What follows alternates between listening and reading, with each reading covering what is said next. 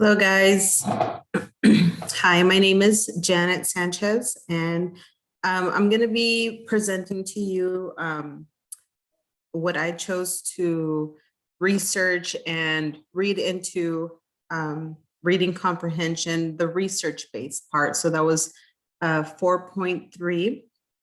I'm going to share my screen so you guys can see my PowerPoint. So go to this one.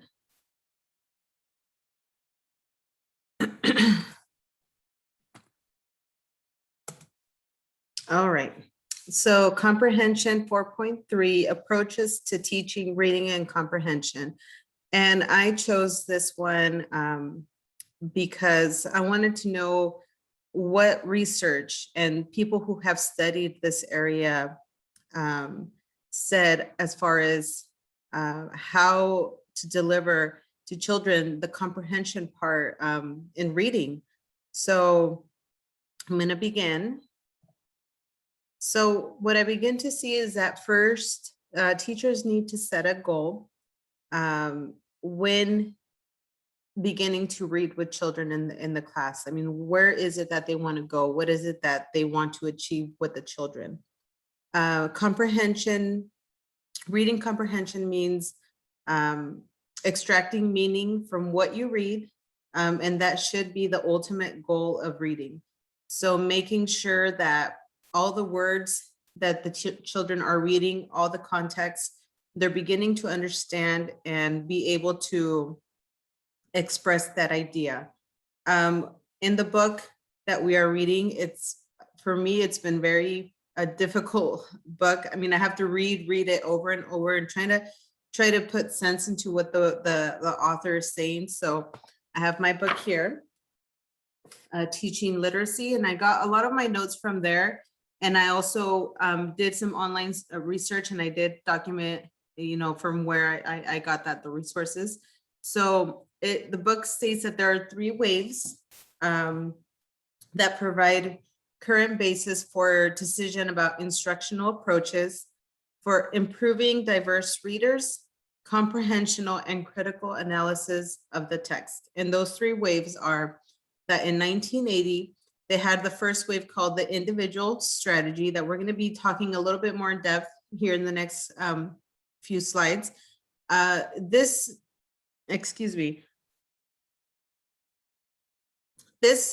wave focuses on identifying strategies used by good readers, methods for teaching those strategies, and evaluating the impact of effectiveness for that strategy instruction.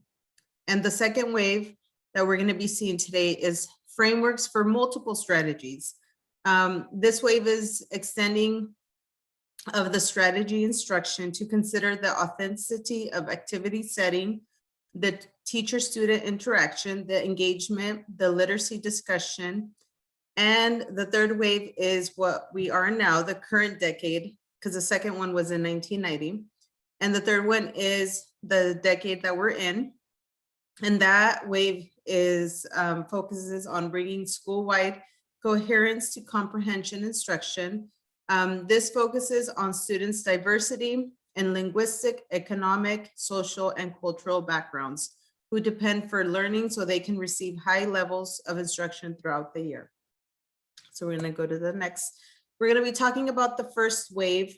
The author of the book states that the researchers at the University of Illinois, Urbana-Champaign, and Michigan State University, these were the research components that came up with the 2 key points of what good readers do. So for me, the individual strategy is how the researchers first came and said, okay, let's focus on each child as an individual and see, let's classify them. Let's see what the good readers are doing, and then what less successful readers need to learn to do to try to get them to understand or comprehend the context of whatever they're reading.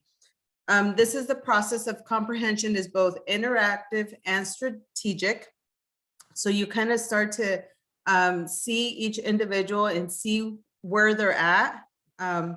That rather than passively reading text, readers must analyze it, internalize it, and make it their own. In order to read with comprehension, developing readers must be able to read with some proficiency and then receive explicit instruction in reading comprehension. And the research in the book says that that was done by, or said by Tierney in 1982. So that was, the first wave that started. They in the classroom, I assume the researchers would say, okay, this child is in a good reading level. Let's try to make a strategy to help the ones that are not as successful, to help them, build their confidence. So that was the first wave. The second wave is how they worked with multiple comprehension stages, and that was in 1990. So for me, what I got of it, or what I learned, and I hope this is correct, is that they had to use that individual strategies. They came up with that, and now they're going to put the second wave into how to apply it to a multiple of strategies into a bigger group. So they would have the children select a reading passage with a well-defined central concept and distribute copies to students. The second thing would be have students quickly scan the document and make predictions. So these are just more strategies that are put into place now that they're not just working with one individual. So they're going to start making predictions, and I can just picture this in my head on how I would do it in the classroom with a lot of kids. As a group, let's all talk about the context. Let's talk about predictions. What do you think is going to happen? From titles and keywords. Number 3 would be provide students with a graphical organizer and ask them to create a map of their predictions, and that would lead, into being more visual about it. Let's make a map now. 4th, have students place an identification mark by any unfamiliar or unknown information listed in their predictions. Do they have questions? Let's answer this together. Number 5 would be next, have students carefully read the selection, evaluate their predictions, and students should adjust their map to better reflect their closing reading of the document. And this information, I was able to put the resource there at the bottom, the National Institute of Child Health and Human Development, report from National Reading Panel. So it talked about the second wave. And so the second wave also stated that this employs 4 comprehension strategy, which is brainstorming and predicting, all together as a group, monitoring and understanding, identifying the main ideas, generating questions, reviewing key ideas. And this can be guided in pair or even as a group. So you can work with 2 children, or you can work with 5 or 6 or even more children. So it just depends on the teacher and how she needs to work with the students. And the third wave was the coherence in literacy curriculum, which is the decade that we're in now. Teachers kind of have to adjust now to so many cultures, diversities of so many ways that children are learning now.